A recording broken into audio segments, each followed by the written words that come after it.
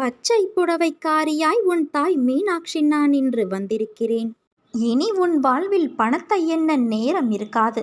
அந்த அளவிற்கு கொட்டோ கொட்டென கொட்டப்போகிறது. உனக்கான வாழ்க்கை உன்னை சேரும் நாள் வெகு தொலைவில் இல்லை. நீ வளர்ந்து மேலோங்கி நிற்பாய். எதற்கும் பயப்படாதே, கலங்காதே. உன் நம்பிக்கை, பொறுமை, எதையும் எதிர்நோக்கி தாங்கும் உணர்வுகளை விட்டுவிடாமல் தடைகள் வந்தாலும் உன் லட்சியத்தை நோக்கி முன்னேறி செல். தன்னம்பிக்கையோடு இரு. எதிர்பார்த்தது கிடைக்கவில்லை என்றால் எதிர்த்து போராடு. பயந்து பின்வாங்காதே குழந்தையே. நன்மையை நிலைநாட்ட பயப்பட வேண்டிய அவசியமில்லை. தவறுகள் ஏற்பட்டாலும் எல்லாம் நன்மைக்கே என்று எடுத்துக்கொள். உன் கர்ம பலன்களை அளித்து அனைவரும் வியக்கும் வண்ணம் வாழ்க்கையில் உன்னை உயர்ந்த நிலைக்கு நான் கொண்டு செல்லவே போராடி கொண்டு இருக்கிறேன். கவலைப்படாமல் நீ உன் கடமையை செய்.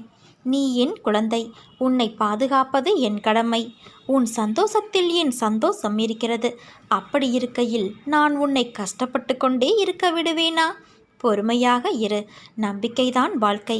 உனக்கு பக்கபலமாக நான் இருக்கின்றேன். என் ஆசிகள் என்றும் உனக்கு உண்டு குழந்தையே. நான் அடிக்கடி கூறுவது முடிந்தவரை எல்லோருக்கும் நன்மை செய் என்று. மனம் தளராதே, நம்பிக்கை இழக்காதே. நான் உன்னோடுதான் என்றும் இருப்பேன். வாழ்க்கையில் கஷ்டங்கள் வந்து உன்னை ஸ்தம்பித்து விட்டதாக உணர்கிறாயல்லவா?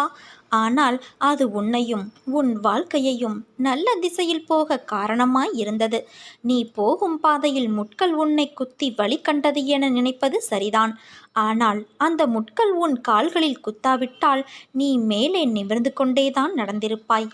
கீழே குனிந்து பாதை எப்படி இருக்கிறது என்று பார்த்திருக்க மாட்டாய். முட்கள் குத்தியதால் தான் அந்த இடத்திலிருந்து உன்னையும் உன் பாதையையும் நீ கவனிக்க ஆரம்பித்தாய். முட்கள் சிறு வழியை ஏற்படுத்தியிருக்கலாம். ஆனால் அது நீ பயணிக்கும் பாதை எப்படி இருக்கிறது, உன் கவனம் உன் பயணத்தில் கீழும் இருக்க வேண்டும் என்று அந்த சிறு முட்கள் மூலம் உனக்கு நான் காண்பித்தேன். கீழே படுகுழியும் இருக்கலாம் என்று நான் உணர்த்தினேன். நீயும் அதன் உட்கருத்தை புரிந்து கொண்டாயல்லவா?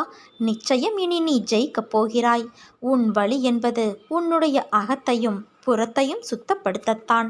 அது ஒரு நாளும் உன்னை துன்பத்திற்காக ஏற்படுத்தியதல்ல. அதனால் எல்லாம் சரியாகிவிடும்.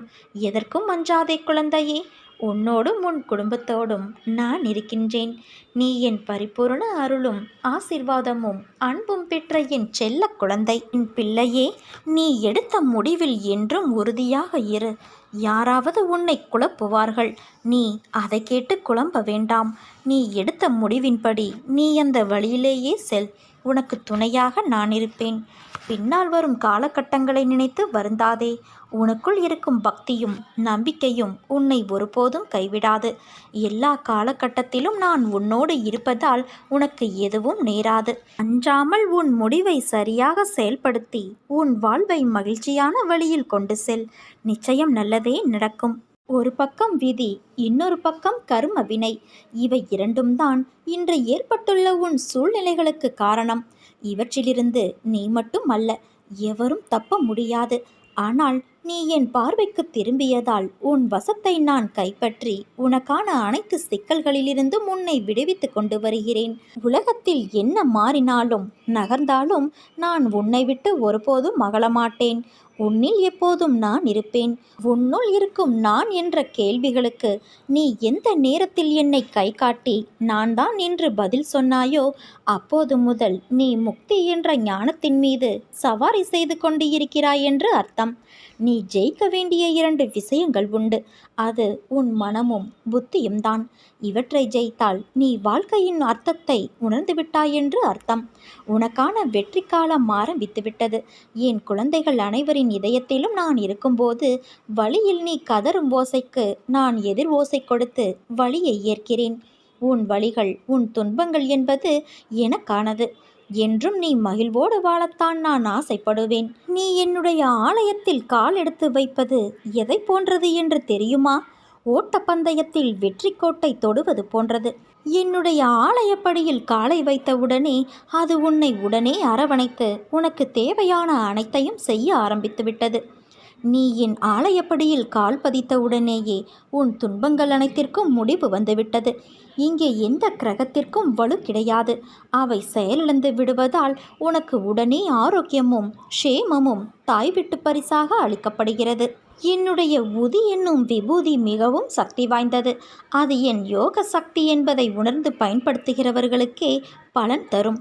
உன்னைப் போல என்னையே சிந்தித்து எனக்காக தன்னையே அர்ப்பணித்து உண்மை அன்போடு என்பால் லயமாகிறவர்களுக்குத்தான் நான் பலன் தரக்கூடிய கற்பகத் தருவாக காமத்தேனுவாக இருக்கின்றேன்.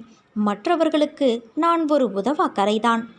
அர்ஜுனனிடம் அவன் தனது உறவுகளை எதிர்த்து போரிட தயங்கிய போது விஸ்வரூபத்தை காட்டி, இவர்களை நான் ஏற்கனவே கொன்றுவிட்டேன், கொன்றதைத்தான் நீ கொள்கிறாய் என்று விளக்கிச் சொல்லி அவனுக்கு விஷயத்தை புரிய வைத்தது போலத்தான் நீ மலை போல நினைத்திருக்கும் பிரச்சனைகள் அனைத்தையும் நான் ஏற்கனவே தீர்த்துவிட்டேன். எத்தனை முறை சொன்னாலும் நீ அந்த பயத்திலேயே இருப்பதால் தீர்த்த பிரச்சனையை தீர வேண்டும் என தொடர்ந்து வேண்டிக்கொண்டே இருக்கிறாய்.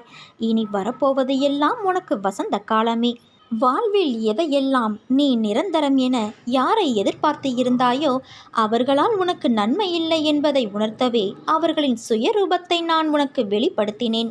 அவையெல்லாம் பஞ்சுமெத்தையில் உனக்காக வைக்கப்பட்ட பெரிய முட்களைப் போல குத்தி கொண்டு இருந்தவை. கண்களில் கைப்பிடி மண் விழுந்ததைப் போல உறுத்தி கொண்டு இருந்தவை. இந்த காலங்கள் மாறிவிட்டன. இனி உனக்கு வருவதெல்லாம் வசந்த காலமே. நான் உன்னை தாங்கிக் கொண்டு இருக்கிறேன் என்பதை உணர்த்துவதற்காக பலமுறை உன் கோரிக்கைகளை நான் நிறைவேற்றி தந்தேன்.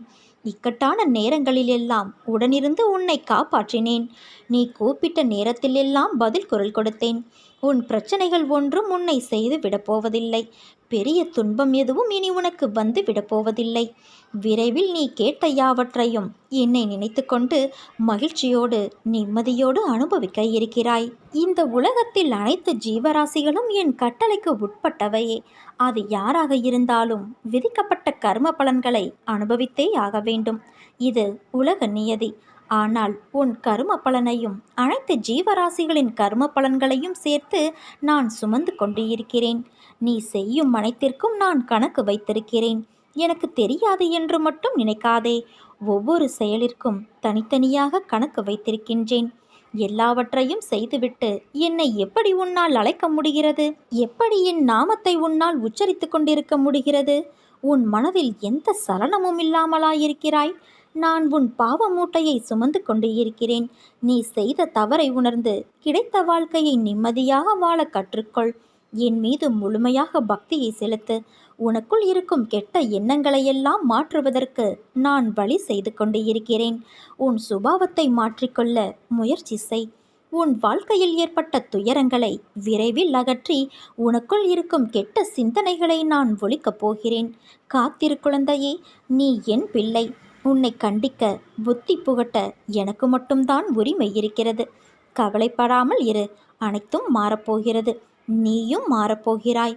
புது வாழ்க்கையை அனுபவிக்கப் போகிறாய். அன்று என்னை புரிந்து கொள்ள நீ முயற்சி செய்வாய். பேச முடியாமல் தவிப்பாய். என்னை தேடி அலைந்து ஓடி வருவாய். ஆனந்தத்தில் என்னை பார்த்து அழுது விடுவாய். உன்னை தோற்க விடுவேனா? அதற்காகவா நான் உன்னை தேடி வந்திருக்கின்றேன்? கவலைப்படாதே. நிச்சயமாக உன்னை நான் கரை சேர்ப்பேன்.